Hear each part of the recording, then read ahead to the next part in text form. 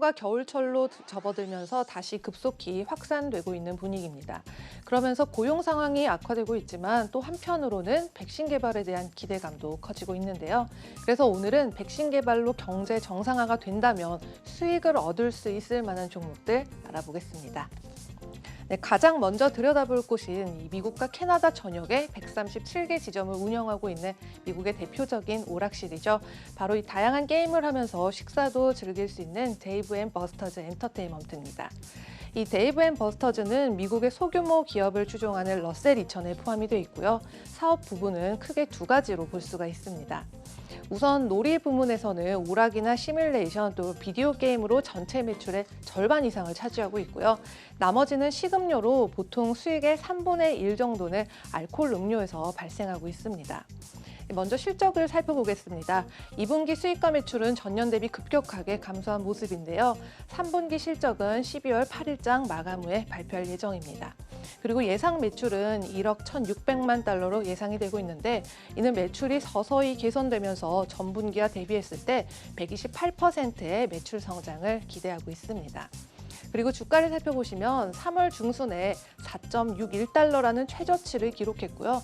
얼마 전에는 또 9개월 만에 최고치인 27달러 선을 기록하면서 485%의 랠리를 기록했습니다. 그리고 오늘 장에서는 0.2% 정도 하락한 26.5달러에 마감을 했고요. 그래도 여전히 올해 들어서 12% 정도 하락해 있는 상황입니다. 하지만 이 코로나 바이러스 백신 개발이 성공한다면 엔터테인먼트와 레스토랑 사업의 수요가 일면서 주가 상승 기대해 볼 수 있을 것으로 보입니다. 네, 다음은 스타벅스입니다. 스타벅스는 코로나19와 빠르게 대처를 하면서 디지털 주문이나 또 드라이브스루 서비스, 또 배송 서비스와 픽업 옵션까지 시행을 했는데요.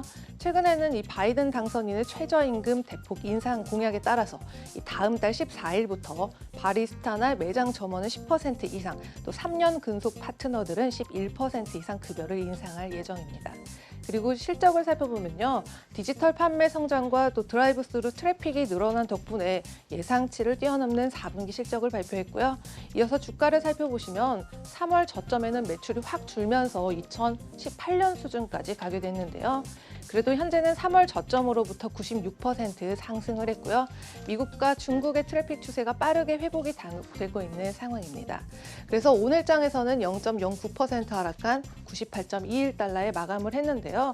이 주가는 2019년 7월에 사상 최고가였던 99.72% 이 달러와 멀지 않는 수준이고요. 올해 들어서는 12% 상승세를 그려왔습니다. 네, 마지막은 델타항공입니다.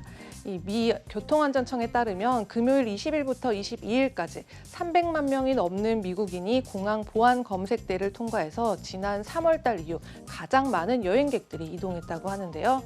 코로나19 재확산에 대한 우려가 상당히 높았고 또 하루 사망자가 6개월 만에 최대를 기록했지만 사람들의 이동을 막을 수는 없었습니다.